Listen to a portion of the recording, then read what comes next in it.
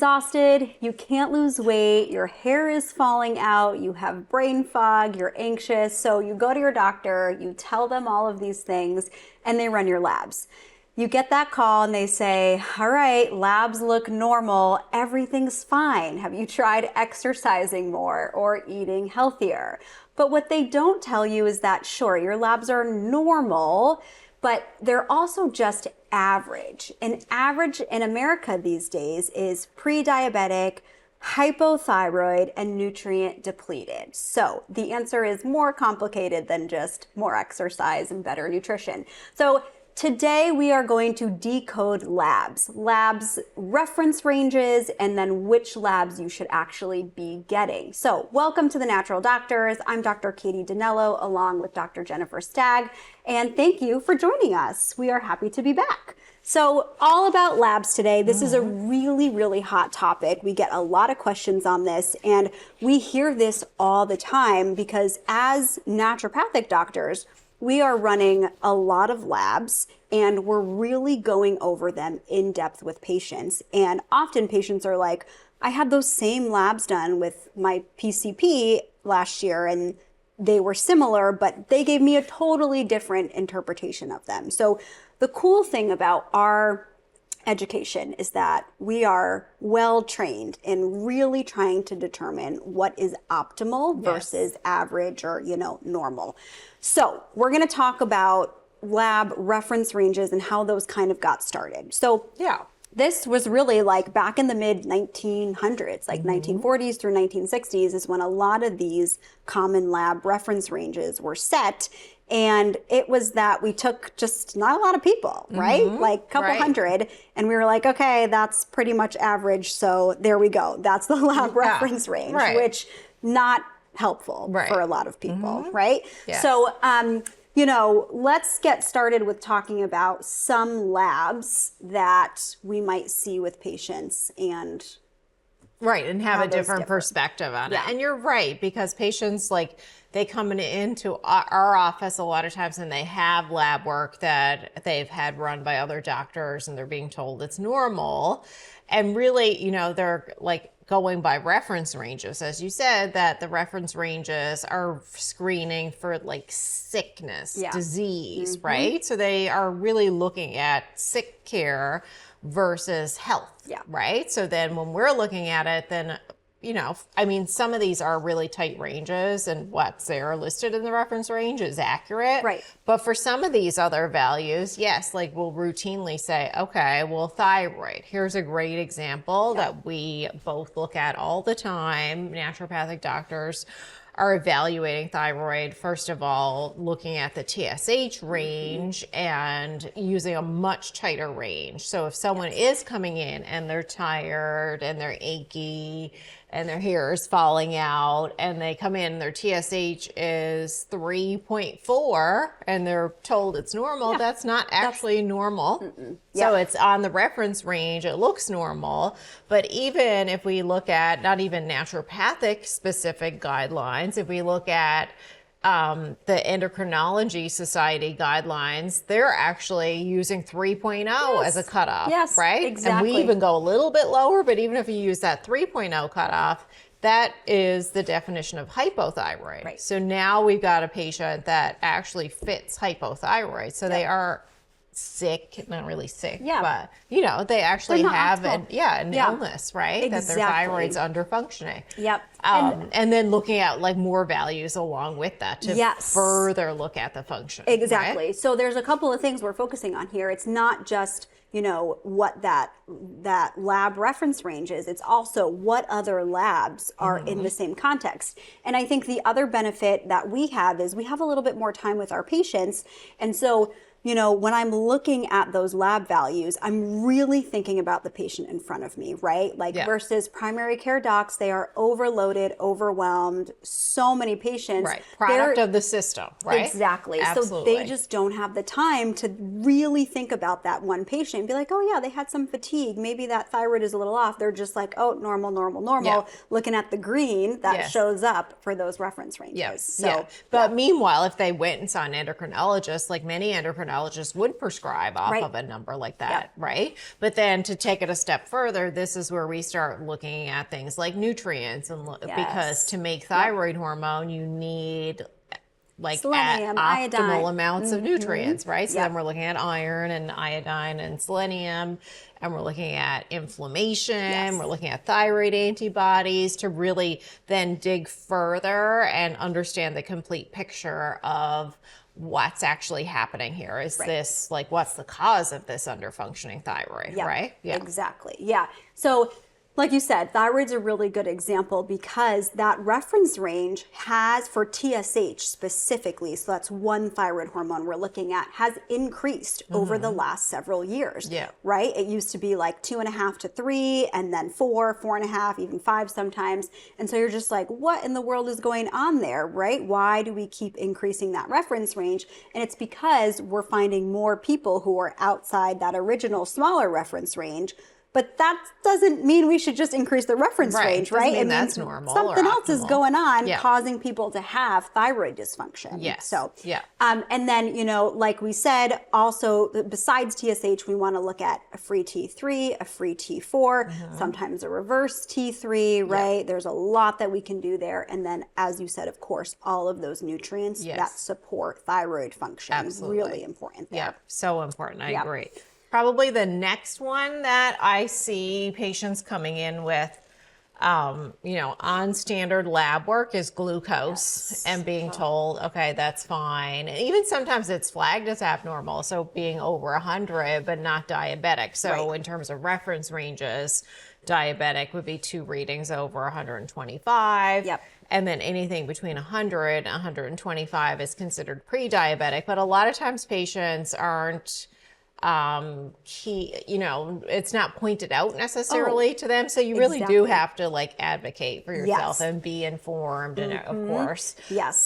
But patients can have that kind of like pre-diabetic, low pre-diabetic, sometimes they're told, and we're not doing anything about that. We're just going to watch them wait, right, until it's diabetic. So they don't even get any intervention in terms of nutrition. But then we would take that a step further, right? So then when we're seeing this lab work, even when it's in the 90s, right, we're saying there's some glucose dysregulation here, right? We already have problems, and this will be actually like flagged as abnormal before long if we don't change anything. Exactly. Gosh, I hate that scenario so much because it happens so often where a patient will bring me the labs that their primary care doc ran at their annual exam, and I'm like, oh, your glucose is 101, 102. What did they say about that? And they're like, what are you talking about? They never said anything. And I'm like, oh my gosh. And it's just such a missed opportunity. So to Dr. Jen's point, you really want to make sure you are looking at your lab reference ranges. And obviously, you know, we don't expect our patients to know what's normal, what's not normal. But if something is in the red, you know, make sure you point that out to your doctor. Right. You might want to be asking questions. Now, sometimes, yes, like even we will see certain ranges and they're just like slightly outside of range and they are flagged as normal. And when you're looking, like obviously, you know, you need to be medically trained to understand, okay, well, this one's not a problem in the context of your clinical symptoms. And this is just part of the range of what could be normal, even though you're outside that reference range. You're in this like 95% bell curve, but certain things are okay. Right? Exactly. So you know, speaking a little bit more about glucose, for us, really 80s, 85 and lower is optimal. Obviously, if you go too low, we have issues there too, but in the 80s is really where I try to aim for my patients. So that is drastically different from what a lot of these conventional labs are saying of like, oh yeah, under 100, you're fine. But no, if it's even in the 90s, no, there are problems there. And then we'll be more likely to then order an insulin score potentially, see if there's some insulin resistance there. Even if I have a patient who maybe they have a glucose level in the low 90s, if their triglyceride levels are high, then I'm like, oh, okay, hold on here. We might have some insulin resistance because high triglyceride levels often go hand in hand with those creeping up Yeah. sugar And levels. then that's a good point because triglycerides might not be actually like flagged as abnormal because the reference range is somewhat high there. It's 150.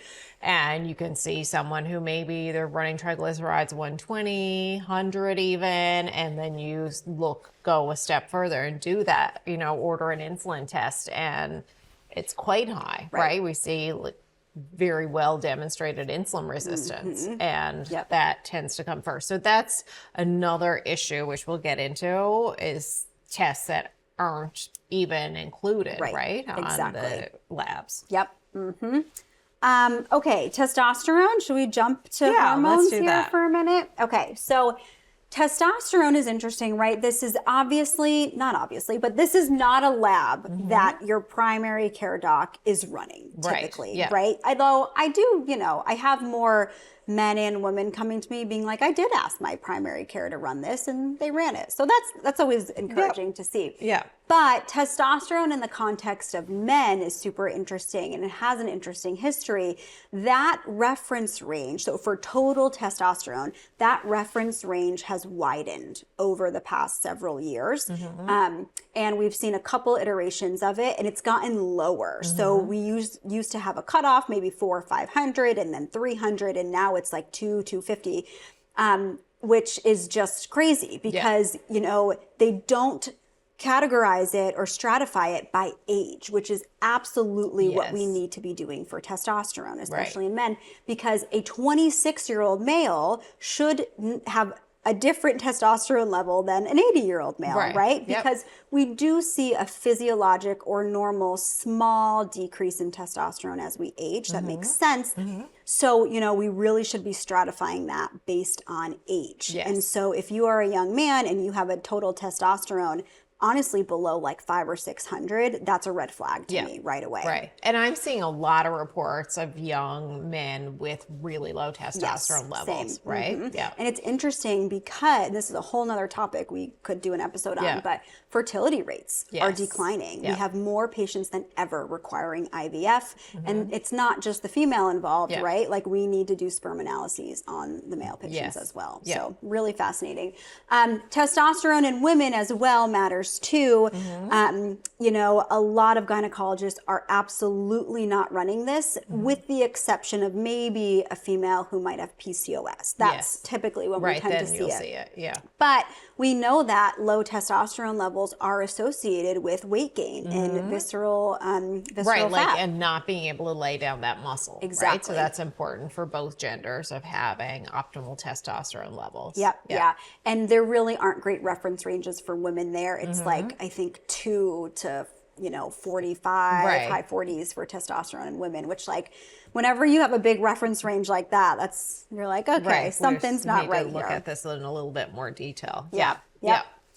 Next one maybe we want to talk about is vitamin D. Yes, that patients will more and more, I see that can be part of a routine annual lab screening with a physical, but it's still often not run at all. But the reference range, we want to focus in on that, is just so low. Right? It's just, historically it's been as low as like 10, 12 as considered the cutoff for normal, meaning if you were 15, you were considered fine. That's normal. And that was to prevent rickets. Yes. Which that should not be like that should not be the baseline, right? Like that again, that is a prime example of disease treatment versus like optimal and feeling our best in prevention. So and so now, yes, the reference ranges have went up a little bit, but they're still way too low, and we still, this is an issue that comes up every day with patients where they, have what looks like it's normal and they're being told it's normal. 20 to 30 is considered insufficiency, and then under 20 is deficiency, right? Exactly.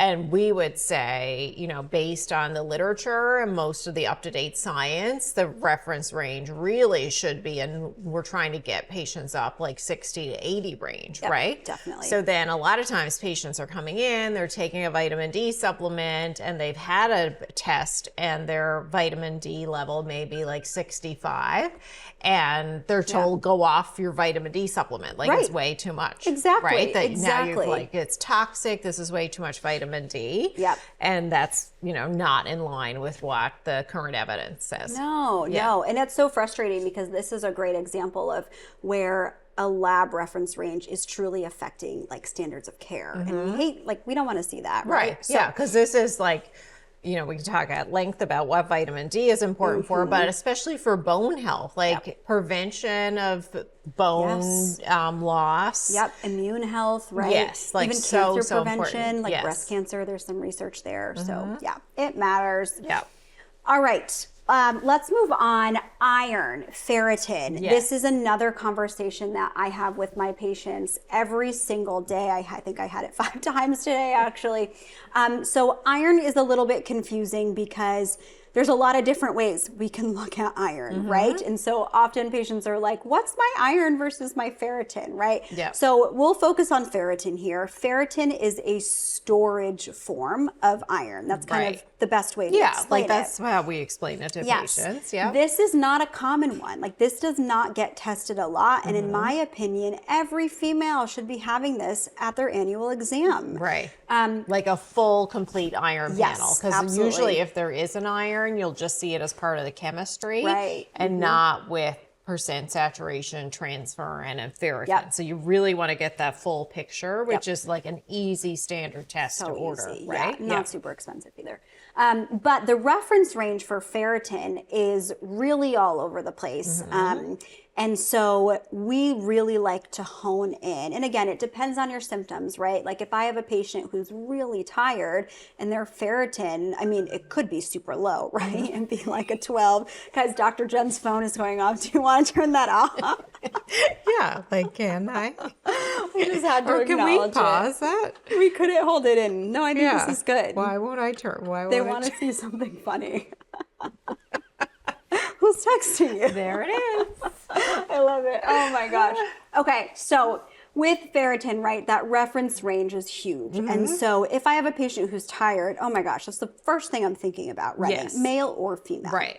And so, you know, we were laughing about your labs because you had your ferritin tested like 2 years ago, and it was a 4, which is so low. So that actually was flagged as low. Yes, absolutely. It did meet the criteria for being low. Yep. Yeah. But we really, I mean, minimum for me 30, but I love to see a ferritin at least 60 to 80, kind of similar to that vitamin D level that we were talking about there. Which, it's just not common that you see that. No, it's not, unless you're like a lot of times when you see, you know, on the upper end of ferritin for many patients, sometimes they're like pre-iron storage disease, right? Like where they're actually going to convert to like iron toxicity at some point, right? That's a lot of times what we're seeing there. But yeah, this is really important for people who are experiencing like hair loss. And for me, I think it was tied to like more headaches, probably fatigue that I don't know. I feel like I'm fine, but probably could have more energy, right? You can get palpitations from having low ferritin and as well. I did have that, So I had some palpitations. And then a big one that often people don't realize is restless leg syndrome, right? Or just like kind of just like an unsettled feeling in your legs, not necessarily as severe as like, oh, I can't sleep, but just like this weird sort of like muscular unsettled feeling at night. So ferritin is, can resolve all of that, right? Exactly. When you get optimal levels. All right, let's transition and talk about some tests that we think should be standard and they aren't. Right. I know we kind of covered that in some of the tests that we talked about just now, but let's really hone in on this. So just to reiterate, I would 100% vote for a fasting insulin Yes. or an insulin resistance score with a C-peptide. Yeah. We've talked about that in previous episodes. That C-peptide gives us a little bit more nuanced information about how much insulin our pancreas is releasing there. So it could, like, sometimes it can be a little bit missed or not recognized as the severity level with just a fasting insulin alone. Right. But that is we put that on every test. Definitely. When we're running annual screening, that's going to be a part of it. Yep. Yeah. And that fasting insulin, that number really matters. Here's another good example. Yes. The reference range usually says like 30 is normal. Yeah. But we really like to see fasting insulin less than 10, but I mean less than 5, 8. I often am like down at 5 same. if it's just straight off an insulin. Yeah. Exactly. So that's an important one. And then I would say the next one, sometimes you'll see this on annual screening, but not often, is HSCRP. So really, inflammation is so important. We've done so many episodes on inflammation, and we've talked about this marker before, but that's another easy test, super simple to run. You can run it through any conventional lab, and that really, you want to see levels that are, again, like looking at reference ranges, we want to see that like well below even 1, like under 0.5, 0.7, and that's telling us like the inflammation load is very, very minimal, right? Because there's always some level of like immune activation because that's, part of what your immune system does. But that's a big one. And then now maybe we talk about some of these like cardiac tests that if you want to look at our YouTube channel, we've done a little deep dive on the new cholesterol guidelines and cardiac testing. But these are tests that we've done for years and years with patients, and that's apolipoprotein B and lipoprotein little a. Yeah, you guys, when we talk about cholesterol, it sounds like alphabet soup. It's a lot of letters, and it's just a lot. But yes, make sure you watch our YouTube video on that because we really deep dive into what our opinions are on these markers and the new guidelines. Spoiler alert, we're not huge fans of the new guidelines, right? But anyway, so let's highlight this apolipoprotein B, or ApoB for short. This is a little bit different than LDL cholesterol. So LDL cholesterol, that's your bad cholesterol. ApoB is just a better marker of the actual number of particles that we have going on here. So it's a different way to look at cholesterol. It tells us more about that risk of cardiovascular disease. And you could have somebody with a normal LDL, but a high ApoB, right? And so we would have missed that cardiovascular risk. So that's what we're trying to capture there. So it's a good one to look at. So you're looking at that. Yep. And the reference ranges then we're going to look at optimal ranges on that. We're going to want to see that under 80, which is a little lower than what the reference ranges are listed. But you can do this through, again, standard labs, like in our area, we use Quest, but we're doing it gets sent out through Cardio IQ, and you can do a full, complete profile. So you don't have to like check boxes for all these individual items. It will be built into a full panel. And then the same thing with that lipoprotein little a. Another marker of cardiovascular risk from a different perspective. This is really looking at clotting risk. This is genetic though, right? So if people have it, they have, Jen got that one too. And so, right now, as of now, we don't have a lot that we can do. Although you and I have both seen people being able to slightly lower those levels. Right. Like, and yes, there are some, there's some shifting you can do within, like if you were someone who was not like in that genetic category where you're running levels 150 or something like that. So if you're running like a 50, you can move that down to 60, 70 even. You can see that go down. We'd like to see that under 50. But if you're like have a genetic issue here, you're not ever going to be able to get under 150. So then you're just, optimizing lifestyle, improving, all these risk factors related to cardiovascular disease. And that's why things like inflammation, CRP, are so important to know because that's a whole other independent risk factor for cardiovascular disease. So you might not be able to make the needle move on that lipoprotein little a, but you can affect your inflammation. Right. So important. And there. for me, I personally, but you should check with your doctor to make sure that's right for you. A lot of patients that have the elevated lipoprotein little a will be taking a baby aspirin. Yep. So, and that could even be every other day to mitigate any risk associated with the aspirin. So there is something that you can do to mitigate the risk there with clotting at least a little bit. And then on the similar line, I would also add an omega check, which are omega-3 fatty acid levels. We can look at those profiles. Really important for cellular function, brain health, cardiovascular risk. So I'm running that a lot on my patients as well. Yeah. And that's another really easy test to do that you won't have like on your regular annual testing. So yeah, I love that. I mean, we could go on and on about like testing. Yes, all of but these. I would say we hit all these Those are like the top main points ones. that you should. And then certainly we touched on nutrients as well that are easy, you know, and especially as we age over 45, 50, you're going to see increased risk of various different nutrient deficiencies like B12 and folate, and those are really easy lab tests to run as well. And again, like you want to look at reference ranges there. They aren't always optimal No, either. especially for B12. It's so easy to look at these, like we're drawing your attention to it, but it is easy enough to look up optimal reference ranges, right? Like definitely. Everybody can do that. Yeah, especially with the little bit of help of AI. Yes, very helpful.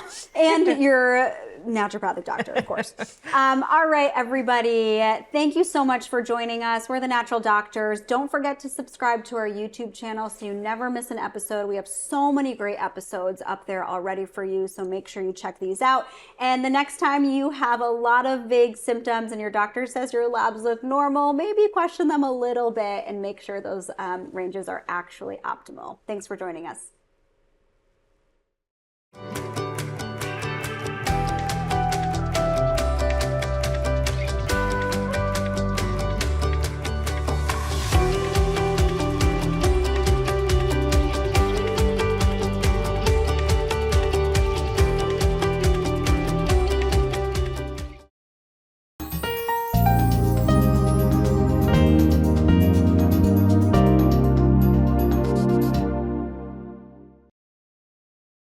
Adoption is a journey, and in any parenting journey, there are difficult things and there are really great things. We did our training through DCF and we felt really well trained and well prepared. The social workers become like family. We love them. They made such a huge impact in our lives. We have gotten so much support and so much love through DCF. You're never prepared for parenthood, but we felt as prepared as we could be. It's a joy that we hope others share as well. If you think that you are ready to foster or adopt, please go to ctfosters.com.